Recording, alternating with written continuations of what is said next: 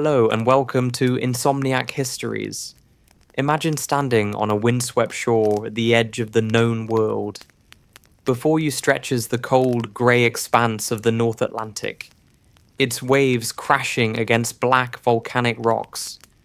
Behind you rises the settlement of turf-roofed longhouses, smoke curling from their roof holes into the frigid air. You are in Greenland, at the furthest reach of Norse civilization, and you are about to embark on a journey that no European has ever attempted. You are about to sail west, into the unknown, beyond the edge of the maps, to a land that exists only in rumour and hopeful tales. Tonight, we will join the Viking explorers on their extraordinary voyage to Vinland, the place we now call North America. We will feel the spray of seawater on our faces, sleep under strange stars, and set foot on a continent that would remain hidden from the rest of Europe for another 500 years. This is not a story of conquest and empire. It is a story of courage, curiosity, and the raw human desire to see what lies beyond the horizon. But before we set sail, please take a moment to like the video and subscribe. It's a simple and wonderful way to support the channel, and it means a great deal to me. I'm also always curious to know where in the world and at what time you're joining me tonight. So I'd really love to hear from you in the comments. And now, settle in. Let the noise of the modern world fade away, and let us travel back to a time of dragon-proud ships, uncharted seas, and the distant shores of a new world waiting to be discovered. Our story begins not in Scandinavia, but in the harsh and beautiful land the Norse called Greenland. To understand why you would be sailing west from Greenland, you must first understand how the Vikings came to be there at all. The settlement of Greenland was itself an act of extraordinary daring and desperation. In the year 982 AD, a man named Erik the Red was exiled from Iceland for 3 years. His crime was manslaughter, the result of a bloody feud, a common enough occurrence in Viking society. But Erik was not a man to sit idle. He had heard rumours of a land far to the west, glimpsed by sailors blown off course in storms. He decided to use his exile to find it. Erik sailed west from Iceland with a small crew, crossing 600 miles of open ocean. What he found was a massive island, the largest in the world, covered almost entirely in ice and snow. But along its southwestern coast, he discovered fjords with green valleys, grasslands where sheep could graze, and waters rich with seals and fish. It was harsh, but it was habitable. When his exile ended, Erik returned to Iceland with tales of this new land. In a brilliant stroke of marketing, he called it Greenland. The name was somewhat deceptive. The land was mostly white, but Erik knew that an appealing name would attract settlers. He was right. In 985 AD, Erik led a fleet of 25 ships carrying colonists, livestock, and supplies back to Greenland. Only 14 ships completed the journey. The rest were lost to storms, driven back to Iceland, or simply vanished into the cold depths of the Atlantic. But those who survived established 2 main settlements: the eastern settlement near the southern tip and the western settlement further up the coast. These were not towns in any conventional sense. They were scattered farmsteads spread along the fjords, each family claiming the land they could work. Life in Greenland was brutally hard. The growing season was short. The colonists could raise livestock, sheep, goats, and cattle, but they could grow almost no grain. They survived on a diet of meat, milk, cheese, and whatever they could hunt or fish. They built their homes in the Norse style, long rectangular halls with stone foundations and walls made of stacked turf blocks, insulated against the savage cold. But the Greenlanders needed things they could not produce themselves: timber for ships and buildings, iron for tools and weapons, and grain for bread. To obtain these, they had to trade. They sent ships back to Iceland and Norway, laden with Greenland's exports: walrus ivory, seal skins, polar bear hides, and walrus rope, strong cordage made from walrus hide. These goods were valuable in Europe, but the trade was dangerous and irregular. Ships were small and fragile. The journey was long. Many ships never returned. This was the world you would have been born into or arrived in as a settler. A precarious existence at the very edge of the Norse world, where survival depended on courage, resourcefulness, and a willingness to sail into the unknown. It was in this world that the stories of lands even further west began to circulate. The first sighting came around the year 986 AD. A young merchant named Bjarni Herjolfsson was sailing from Iceland to Greenland to visit his father, who had joined Erik the Red's colony. But Bjarni was caught in fog and storms. For days his ship was driven south and west, far off course. When the weather finally cleared, Bjarni and his crew found themselves looking at a strange coastline.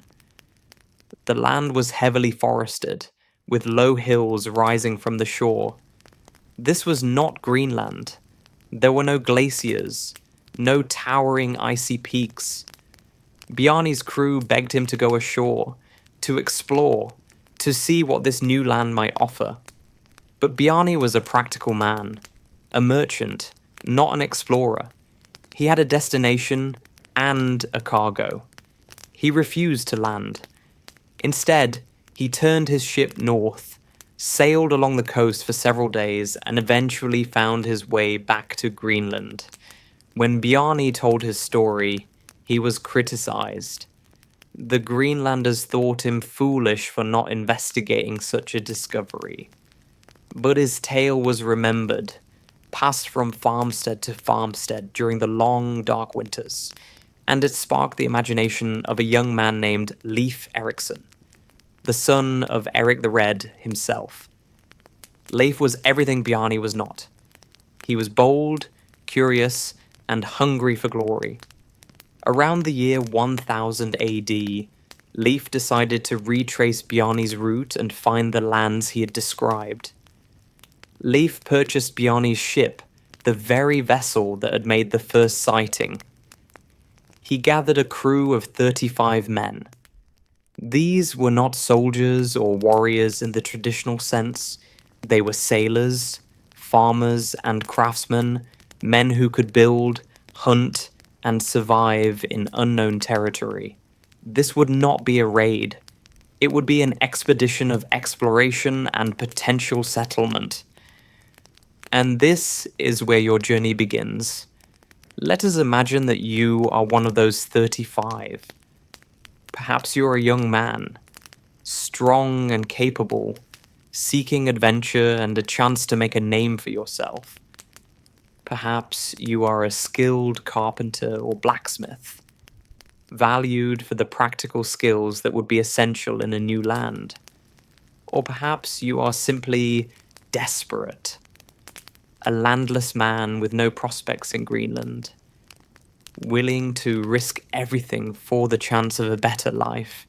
You arrive at the settlement where Leif is preparing the ship. It is a Nar, a type of Viking cargo vessel. It is broader and deeper than the famous Viking longships, built for carrying goods rather than for speed or raiding. The Nar is about 50 feet long with a single mast supporting a large square sail made of wool, probably dyed red or striped. The ship has a shallow draft, allowing it to navigate close to shore and even beach on a coastline. There are no benches for rowers. The Nar relies primarily on its sail, though there are a few oars for maneuvering in calm conditions or in harbour. The ship is open to the elements. There is no deck covering the central cargo area, only a small raised platform at the stern where the helmsman stands, controlling the side-mounted steering oar. You help load the ship. Every inch of space is precious. You pack dried fish, salted meat, hard flatbread that will keep for months, barrels of fresh water, and sacks of butter and cheese. You load tools, axes, saws, hammers, and iron nails. You bring weapons, not for war, but for hunting and protection. Spears, bows, and arrows, and a few precious swords. You also load trade goods, small items that might be useful for bartering with any people you might encounter. Beads, cloth, and small iron knife blades. There is also a strange and precious cargo. Livestock. A few sheep, a goat, perhaps a milk cow. If you're going to establish a settlement, you will need breeding animals. These unfortunate creatures are tethered in the center of the ship, where they will endure the voyage in miserable, terrified confusion. The day of departure arrives. It is late spring or early summer. You cannot sail in winter. The storms are too violent and the days are too short. You need the long daylight hours of the northern summer. Leif stands at the stern, a tall figure in a wool cloak, his hair and beard braided in the Norse style. He addresses the crew. He reminds you of the dangers, storms, fog, icebergs, and the unknown. But he also speaks of the opportunity. Virgin forests full of timber, lands where no Norse ship has ever sailed, and the chance to be remembered in the sagas as explorers who pushed back the boundaries of the world. The ship is pushed off the rocky beach. The crew scrambles aboard. The square sail is raised and it fills with wind. The ship leans slightly, and you feel the deck move beneath your feet. You are underway. The coast of Greenland falls behind you, the familiar green valleys and ice-capped mountains shrinking into the distance. Ahead is only the endless grey-green expanse of the North Atlantic. The first hours are exciting. The wind is steady, the sea is relatively calm, and the ship cuts through the low swells with a rhythmic motion. You can hear the creak of the wooden hull, the flap and strain of the woolen sail, and the hiss of water along the sides. Seabirds follow the ship for a while, crying and diving, but eventually even they disappear. You are alone on the open ocean. Life aboard the Nar quickly settles into a routine, though it is a routine of constant discomfort. There is no shelter from the weather. When the sun shines, you bake. When it rains, you are soaked. When the wind is cold, you huddle in your wool cloak, trying to stay warm. The wool, even when wet, provides some insulation, but you are never truly dry. Salt spray constantly drenches the ship, leaving everything damp and crusted with salt. You sleep as best you can, curled up in the bottom of the ship among the cargo, wrapped in a thick wool blanket or a sealskin sleeping bag. The motion of the ship is constant, rising and falling with the swells. At first, many men are seasick, leaning over the side to vomit into the sea. But after a day or two, most adjust. You learn to move with the ship, to keep your balance, and to ignore the nausea. Meals are simple and cold. There is no way to cook on the wooden ship. A fire at sea would be catastrophic. You eat dried fish, hard bread, and cheese. You drink water from barrels, rationing it carefully. Sometimes, if you are lucky, you catch fresh fish using handlines trailed behind the ship. A fresh fish is a feast, eaten raw or dried in the wind. The rhythm of the day is marked by the sun. In the summer this far north, there is no true darkness. The sun dips toward the horizon but never quite sets, leaving a twilight glow that lasts all night. This is both a blessing and a curse. You can sail continuously, never needing to anchor and wait for dawn, but it also means you can never truly rest. Your body loses track of time and sleep comes in brief, uncomfortable intervals. Navigation is an art, not a science. Leif has no compass. The magnetic compass will not reach northern Europe for another 200 years. Instead, he navigates by knowledge, experience, and observation. He knows the sea. He watches the direction of the wind and the shape of the waves. He observes the flight patterns of birds. He tracks the position of the sun during the day and the stars at night. There are stories of a sunstone, a crystal that could reveal the position of the sun even on a cloudy day by the way it polarizes light. Though whether such a tool was actually used is still debated by historians. Leif's primary method is latitude sailing. He knows the approximate latitude of the land Bjarni described. He sails west from Greenland, keeping roughly to that latitude, watching for any sign of land. After several days, the weather changes. A storm rolls in from the west. The sky darkens, the wind increases, and the sea becomes violent. The waves grow higher, towering walls of grey-green water that lift the ship and then drop it into deep troughs. The ship groans and flexes. Water pours over the sides. You and the crew bail frantically with wooden buckets, scooping water and throwing it back into the sea in a desperate race to keep the ship from swamping. The sail is reefed, made smaller to reduce the strain on the mast. Even so, the wind screams through the rigging.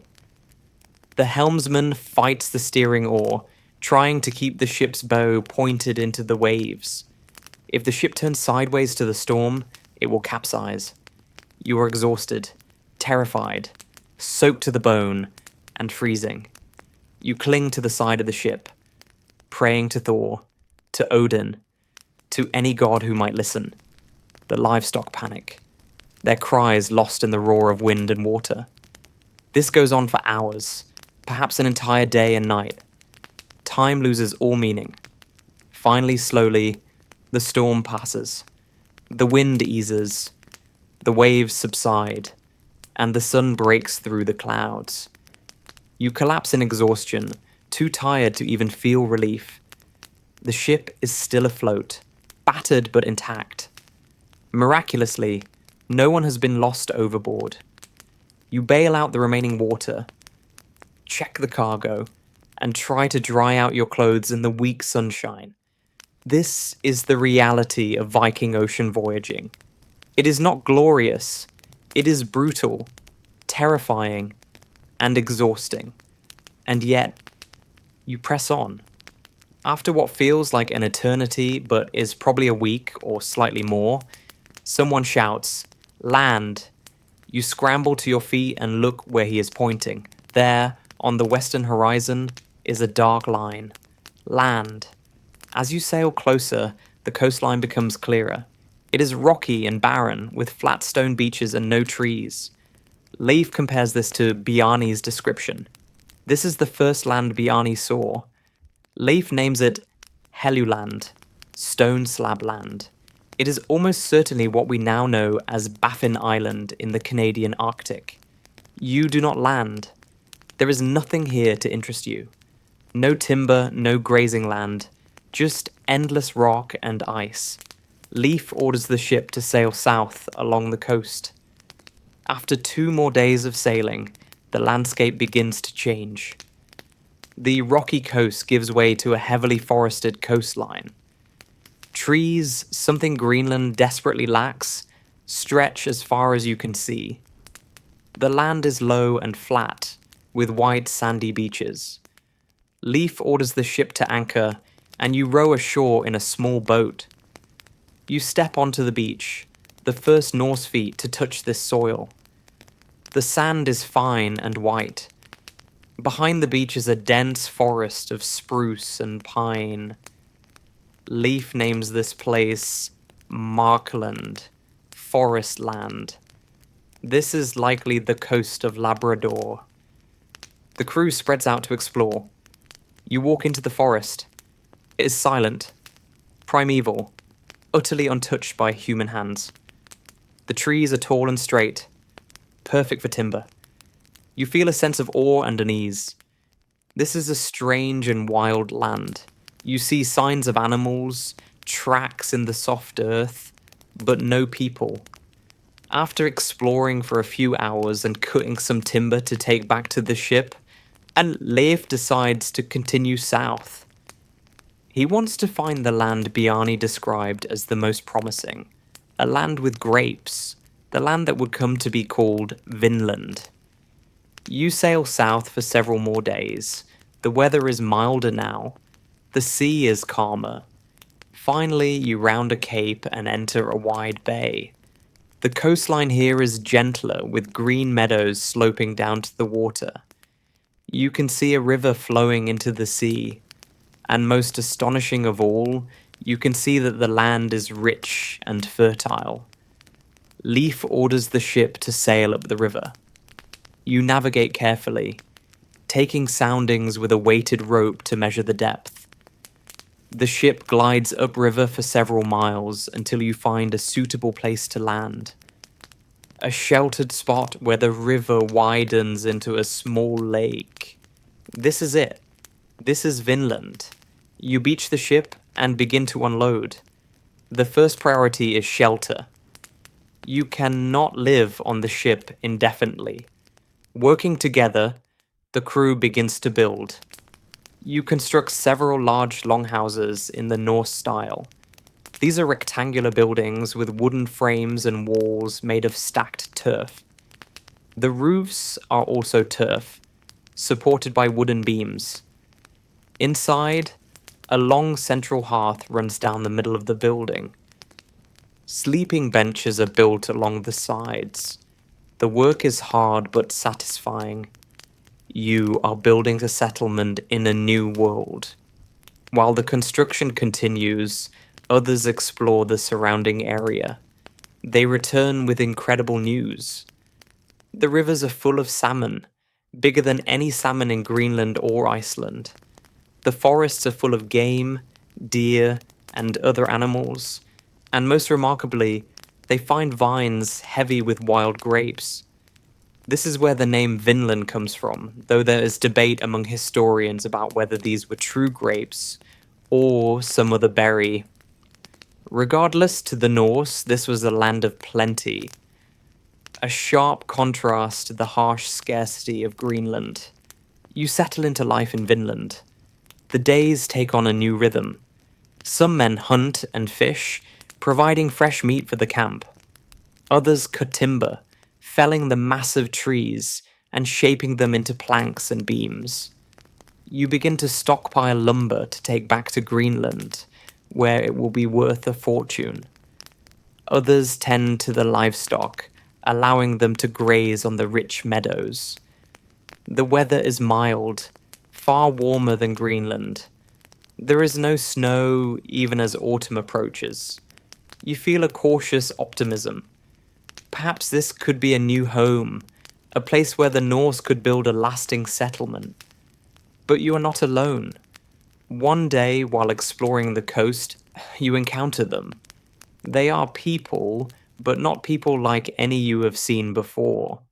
The Norse sagas will call them Skraelings, a somewhat derogatory term meaning barbarians or wretches. These are the indigenous peoples of North America. They are likely ancestors of the modern Inuit, or perhaps members of other indigenous groups of the northeastern coast. The first encounter is tense. Both groups are wary, weapons in hand, unsure of each other's intentions. But there is curiosity on both sides. You try to communicate through gestures. It is awkward and slow, but a tentative contact is made. The indigenous people are fascinated by the Norse iron tools and weapons. Iron is unknown to them. They work with stone, bone, and wood. You are fascinated by their skill in surviving in this land, their knowledge of the animals and plants. A cautious trade begins. You exchange small iron knife blades and strips of red cloth for furs and fresh game. For a time, there's a peaceful coexistence. But the peace does not last. The reasons are unclear, lost to history and the inherent biases of the sagas, which were written from the Norse perspective. Perhaps there was a misunderstanding. Perhaps one side felt cheated in a trade. Perhaps the Skraelings realized that these strange, pale-skinned men intended to stay, to claim this land as their own. Whatever the cause, violence erupts. One day, a large group of Skraelings approaches the settlement. They are armed with bows and spears. They are not here to trade. They are here to drive you out. The battle is chaotic and terrifying. The Norse form a shield wall, a defensive formation, but you are vastly outnumbered. Arrows hiss through the air. Men on both sides fall. You fight desperately, wielding your sword or spear, but you quickly realize that this is not a fight you can win. The Skraelings know this land. They can fade into the forest and attack from ambush. You are isolated, thousands of miles from any hope of reinforcement. Leif makes the difficult decision. You cannot hold Vinland. You do not have the numbers, and you cannot fight a war against the people who live here. The settlement must be abandoned. It takes several days to load the ship. You take everything of value, the stockpiled timber, the furs you have collected, and even some of the grapes, though they will not survive the journey. You leave behind the longhouses, the animals you cannot fit on the ship, and the dream of a Norse Vinland. The voyage back to Greenland is somber. You have survived, but you have failed to establish a lasting colony. The North Atlantic crossing is just as brutal on the return. The storms, the cold, the exhaustion, all return. But now you know the way. And eventually, after weeks at sea, you see the familiar icy coast of Greenland. You return to a hero's welcome. You bring timber, a treasure more valuable than gold in Greenland. You bring stories of vast forests, rich lands, and strange peoples. Leif becomes Leif the Lucky, celebrated in the sagas. But Vinland itself remains a distant memory. Other expeditions will follow. Leif's brother Thorvald will lead a voyage and be killed in a skirmish with the Skraelings. A later expedition led by Thorfinn Karlsefni will attempt a more substantial settlement, bringing women and children, and will stay for several years before also being driven out by conflict with the indigenous peoples. The fundamental problem was always the same. The Norse were too few, too far from home, and too alien to this land. The indigenous peoples were numerous, well adapted to the environment, and fiercely protective of their territory. Without the overwhelming military and technological advantage that later European colonizers would possess, the Norse could not hold Vinland. And so, Vinland faded from history. The settlements were abandoned. The sagas preserved the memory, but for centuries the rest of Europe did not believe them. They thought Vinland was a myth, a Viking tall tale. It was not until the 1960s that archaeologists discovered the ruins of a Norse settlement at Lance aux Meadows in Newfoundland, Canada. The site matched the descriptions in the sagas: longhouses, a smithy, evidence of ironworking, and timber processing. It was proof. The Vikings had reached North America 5 centuries before Columbus, but the settlement was short-lived, probably occupied for only a few years before being abandoned. Your journey to Vinland would have been one of the defining experiences of your life. You would have crossed an ocean that most people believed led only to sea monsters and the edge of the world. You would have set foot on the continent unknown to your people. You would have lived, however briefly, in a new world. And then you would have returned home, carrying with you stories that would be told and retold through the long Greenland winters. These stories would be passed down through generations. They would be written down in the 13th century as the saga of Erik the Red and the saga of the Greenlanders. These sagas are our primary written sources for the Norse voyages to North America. They are not history in the modern sense. They are a mixture of fact, legend, and heroic storytelling. But at their core is a truth. The Vikings reached America. The legacy of these voyages is complex. The Norse did not colonize the Americas. They did not fundamentally change the course of history in the way that Columbus's voyage would 500 years later. But they proved something important. They proved that the Atlantic could be crossed. They proved that there were lands far to the west, and they demonstrated the extraordinary courage and seafaring skill of the Norse people. The Greenland settlements themselves would eventually fail. As the medieval warm period ended and the climate grew colder, life in Greenland became unsustainable. By the 15th century, the western settlement was abandoned. By around 1450, the eastern settlement was gone as well. The last Norse Greenlanders either died out or were absorbed into the Inuit population. The cause of their disappearance is still debated. Climate change, overgrazing, soil depletion, loss of contact with Iceland and Norway, or conflict with the Thule Inuit, who were expanding into Greenland from the north. Probably it was a combination of all these factors, but the memory of their westward journeys survived. The sagas were preserved in Iceland, and when modern Europeans finally began to explore the North Atlantic in earnest, they would unknowingly retrace the routes the Vikings had pioneered centuries before. Today, we can visit Lance aux Meadows. We can walk among the reconstructed longhouses and stand on the beach where Leave and his crew would have beached their ship. We can look out at the cold Atlantic and imagine what it must have been like to sail west into the unknown, with only courage, skill, and a square sail to carry you to a new world. The Vikings were many things: warriors, traders, raiders, and settlers. But they were also explorers in the truest sense. They went where no one from their world had gone before. They did it not with vast fleets and royal backing, but with a single ship and a crew of 35. They sought land, timber, and opportunity. What they found was a continent.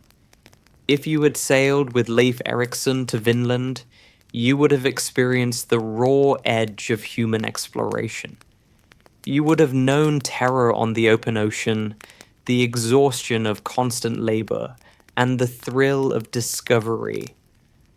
You would have felt the cold spray of the Atlantic, tasted strange fruits, and faced an enemy whose language you could not speak. You would have been part of a moment that connected two worlds that had been separate since the end of the last ice age. And when you returned to Greenland, windburned, scarred, and forever changed, you would carry with you the knowledge that the world was far larger, far stranger, and far more wondrous than anyone had imagined. The voyage to Vinland was not the beginning of the European colonization of the Americas.